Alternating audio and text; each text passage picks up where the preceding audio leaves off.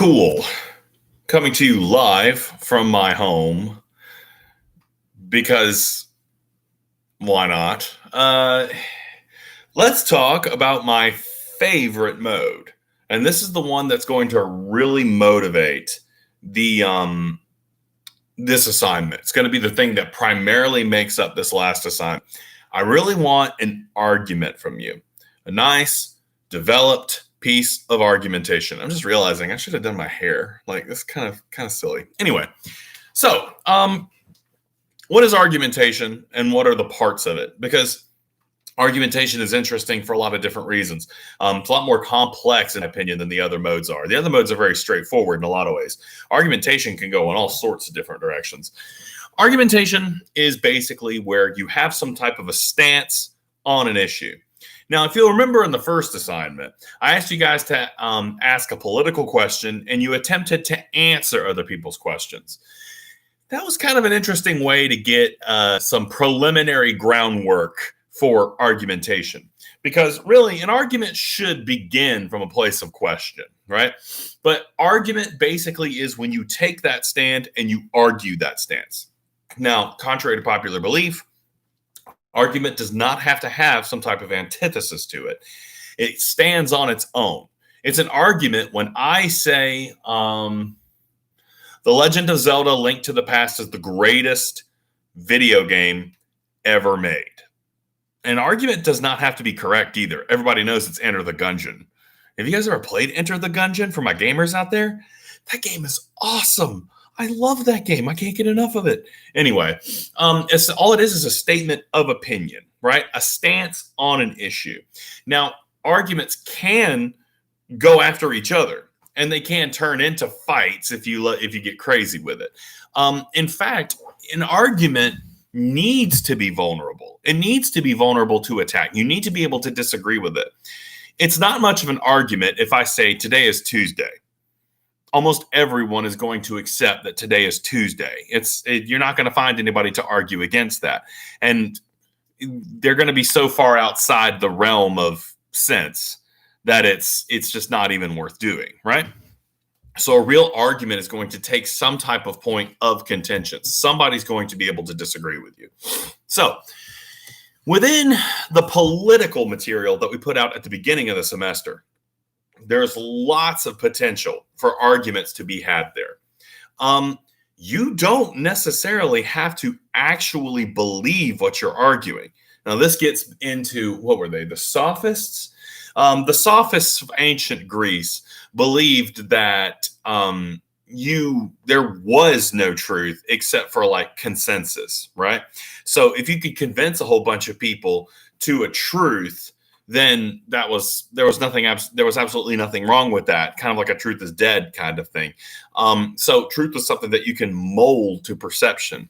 So it is completely acceptable to adopt an argument that you don't believe in. In fact, it can actually be a fun exercise in intellectual debate to take a stance that's completely counter to what you believe and try to argue it effectively. Often when people do that, it becomes kind of satirical, right? Well, I think we need to raise taxes because I'm stupid, right? That's the kind of thing that you get. But it is a really nice mental exercise to try to put on someone else's shoes and argue a point that goes against what you yourself believe. That's kind of the mark of someone who can think real critically. So argument is the last of the modes that I was telling you about. Kind of the choices you can make as you start to go in different directions. You're staring at that blank page. I can tell a story. I can struggle with a definition. I can describe something. I can explain something through exposition. I can argue it, right?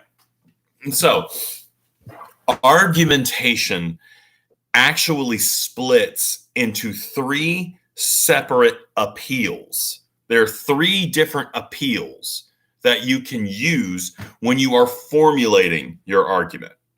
The first is logos. Logos is basically an appeal to logic.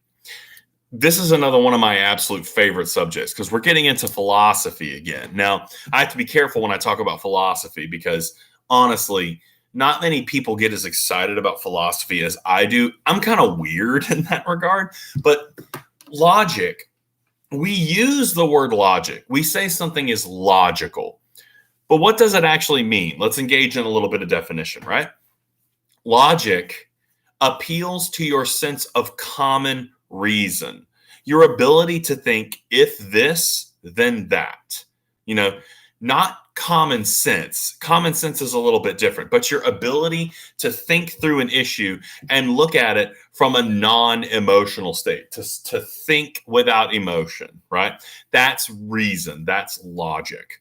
So this is one of those things that I really miss about face-to-face classes, because one of the things I used to love to do when I would teach this would be, well, tell me a logical argument for, gun rights, basically anti-gun control argument that is based somehow in logic. Well, this is a little bit on the borderline, but if we're looking for a logical argument for gun control, we might say something along the lines of, there are people who collect guns for the history of it, right? It's a basic freedom issue. The world is sometimes a dangerous place, and some people would like to protect themselves. Now, you'll notice I'm not saying there are people going to come and kill you, right? I'm trying to be unemotional. What would be a logical argument for gun control?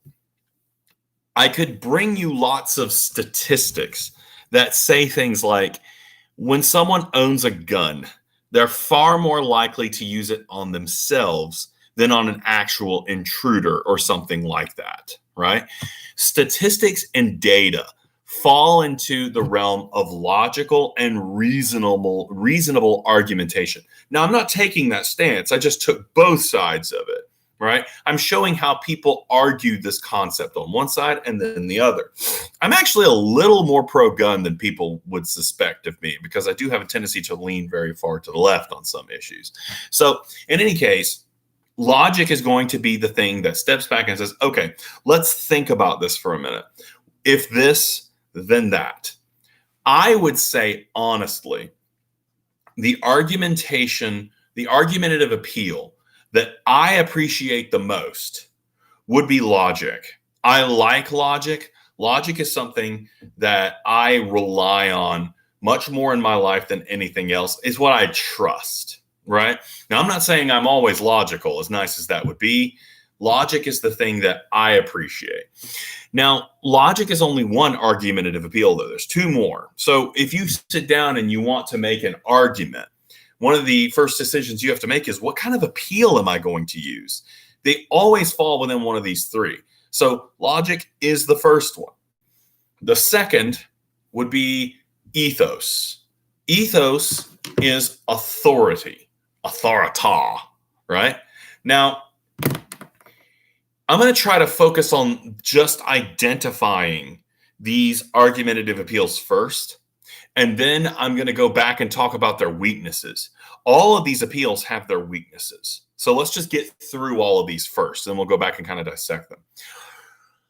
Appeals to authority are very, very basic.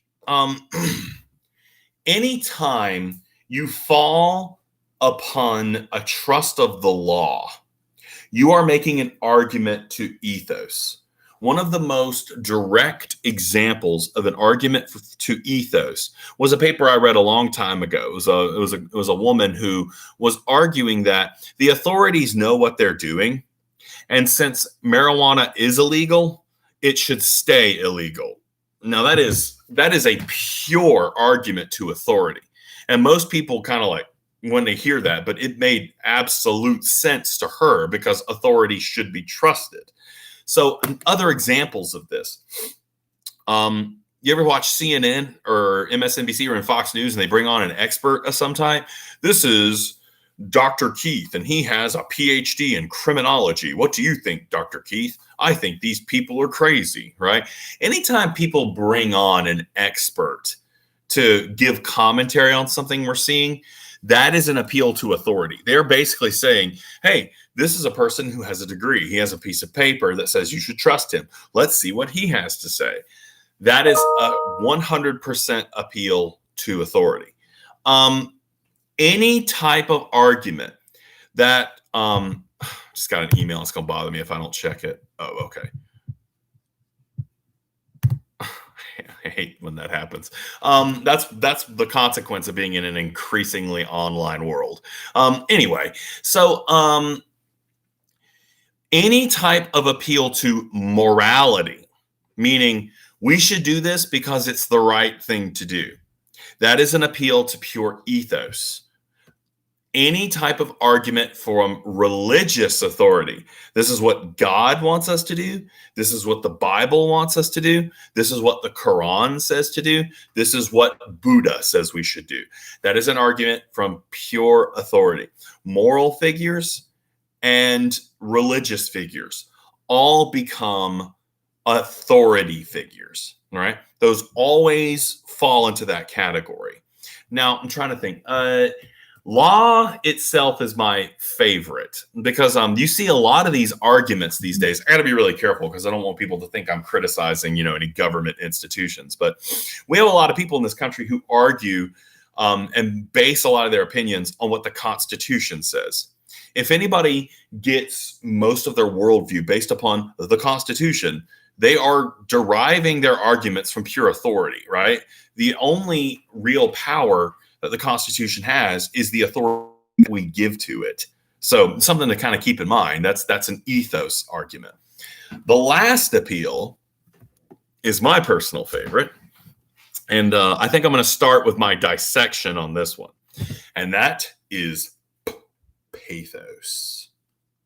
Pathos is appeal to emotion. Now, I love me some emotional arguments. Partially because they almost always get extremely ridiculous if you are not careful. Emotional arguments appeal to your sense of emotion.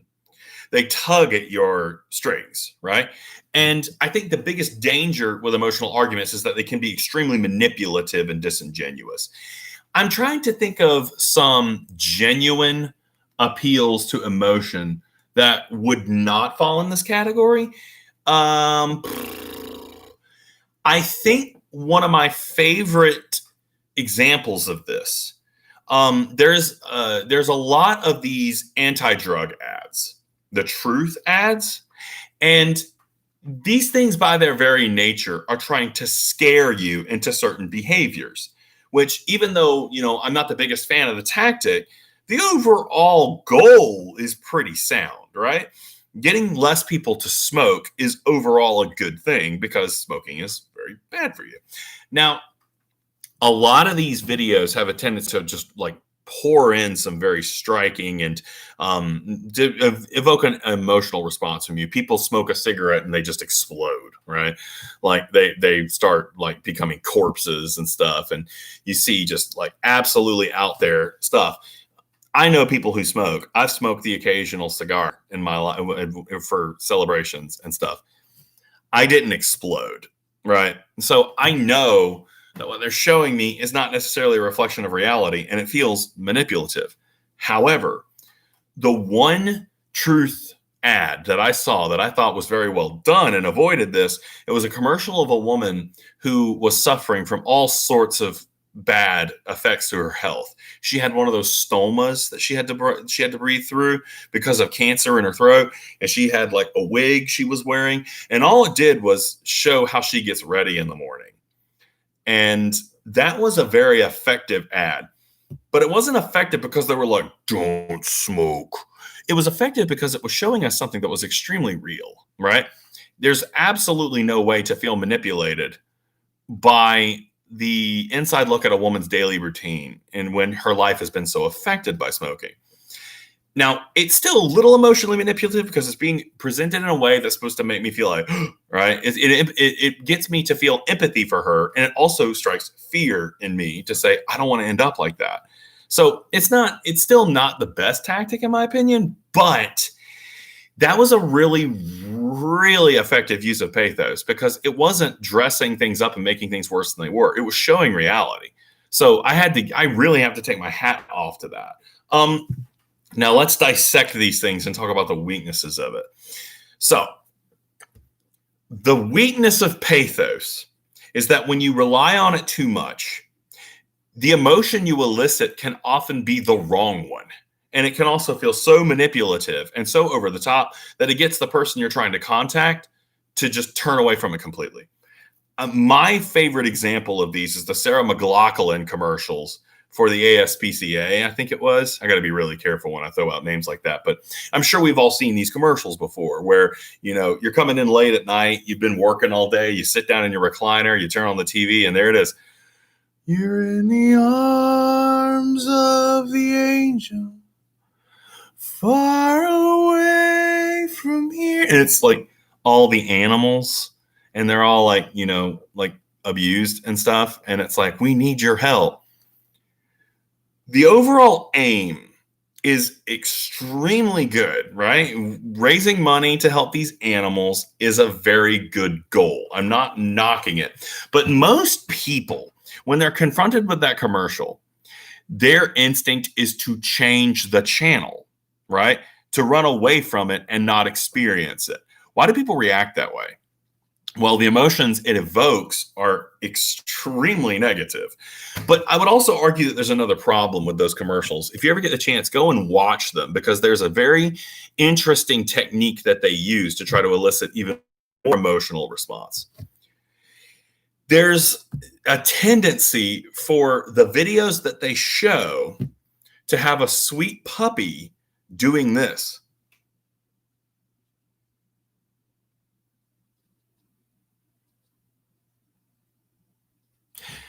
Now, do puppies actually do that? Do abused dogs do that?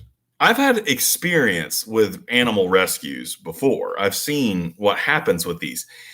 Animals that have been rescued from neglectful environments or abusive environments don't sit around going. They typically are either very scared, aggressive, or they're just constantly urinating everywhere, right? The environment is extremely different. And more than likely, that puppy didn't do that. If you watch the video and you see that puppy doing that, you'll notice that the footage has been slowed down. It's in slow motion. Why did they do that? Because it's not as powerful if the puppy does this. It's just not, right? And that's the way dogs typically are. Now, here's the thing. Dogs feel emotions. They feel emotions in a way that is extremely evident and very similar to us, but they show them differently. And the way that they show their emotions often is not what will elicit the emotional response that they are looking for. And so they actually have to go and manipulate the footage in order to get the cutesy puppy dog eyes right. Now, here's the thing. People see that, and people are cognizant of it.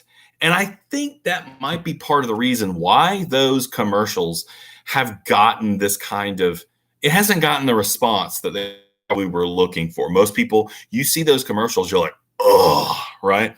Now, then you go completely in the opposite direction, where you've got something like, there's this old public service announcement where it's like this dark room and the light comes on and it's Pee Wee Herman. If you've never seen this, dear Lord, look it up. And he's like, holds up a bottle with a white powder in it. And he's like, this is crack cocaine.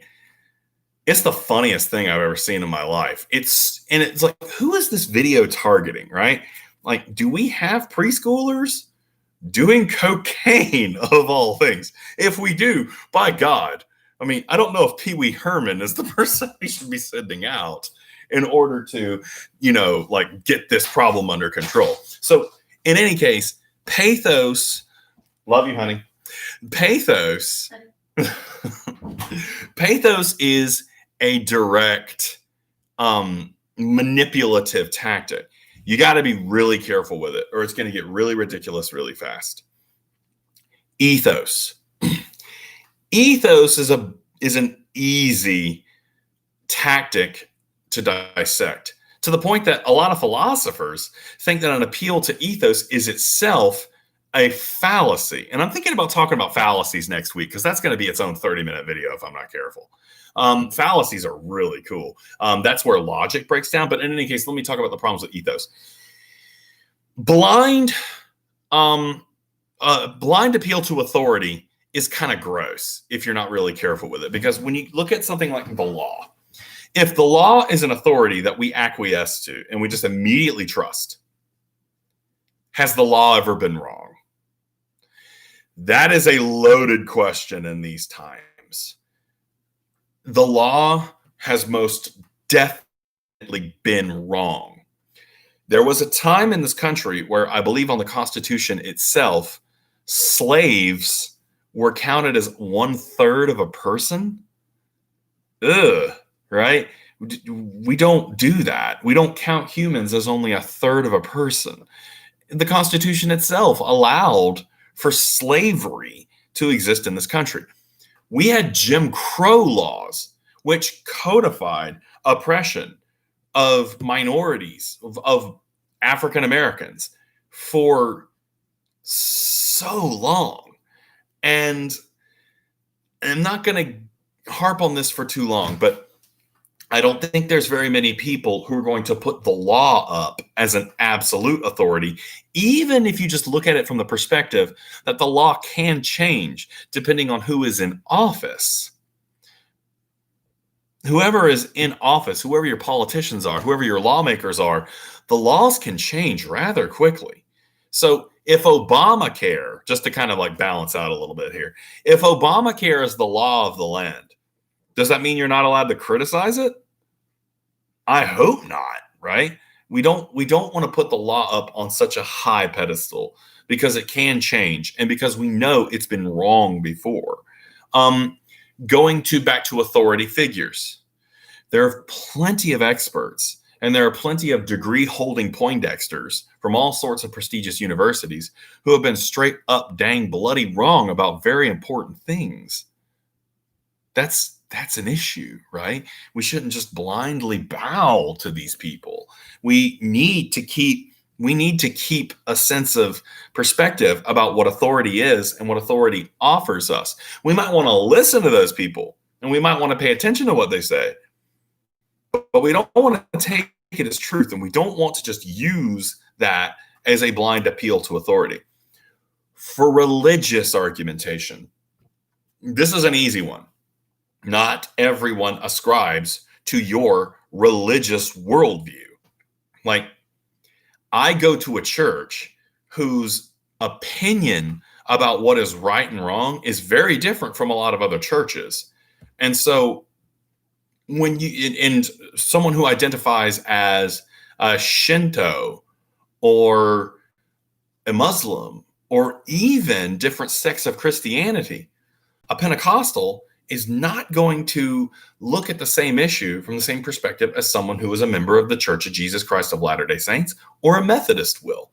And so when you make an appeal to religion, you're making an appeal that a lot of people are just going to automatically disagree with. It's not the most powerful thing. It's something that you need to be very careful about and consider your audience.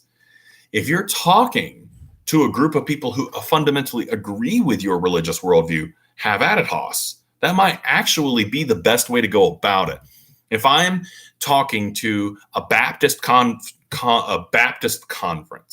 and I'm making appeals as to what God wants, that's probably going to communicate pretty well, right?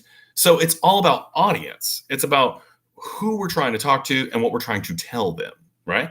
So you have to be very careful if you're going to use an argument to religious authority or moral authority. Now, logic. Logic is what I believe to be the best form of argumentation. It is not without its problems. Now, I'm going to go a little political, but hear me out, because this is going to go in a direction you might not immediately suspect. Logic does not value emotion. And a lot of times people will say the person who is communicating in the less emotional way feels more authoritative. They feel more logical. Our current president did not ascribe to that view of rhetoric, did not ascribe to that view of argumentation. Donald Trump very much motivated his political rhetoric around emotion and around authority. He turned his back on a more logical form of argumentation to favor the other two. Now, I ask you real quick, was that a good idea? I would say it was. He won. Logic is not often the thing that will sway people. It will often lose against the other tactics because people will connect more with someone who speaks to authority and someone who speaks to emotion. And so one of the biggest problems with logic is the fact that people don't often listen to it. They don't find it as appealing as the other appeals, right? It doesn't work for them. On that note, Donald Trump masterfully negotiated and navigated his field. Something to kind of chew on a little bit about the power of logic versus emotion and authority. I can sit here all day and talk to you about how much I don't like emotional arguments. I don't like authoritative arguments. But they are effective, right? They're effective. Now, next week, I'm going to go into the fallacies because logic, its flaws are incredibly dynamic, and there's all sorts of problems for how logic behaves. What I want you to do right now, I want you to go into the discussion forum. I'm not even sure if I've created that discussion forum yet. I'm going to create a discussion forum for the final project. That's what we're working on right now. It's the final project. And I want you to tell me which appeal you think will be easiest to use. Which do you like more? Which do you think would be more fun? Which do you think would be most effective? I will not bother you on which appeal you choose. I want you to shoot for about 5 sentences in the discussion forum, okay? And you can think of this as just a general discussion. We'll come back to it later as we shape this project going into the final weeks.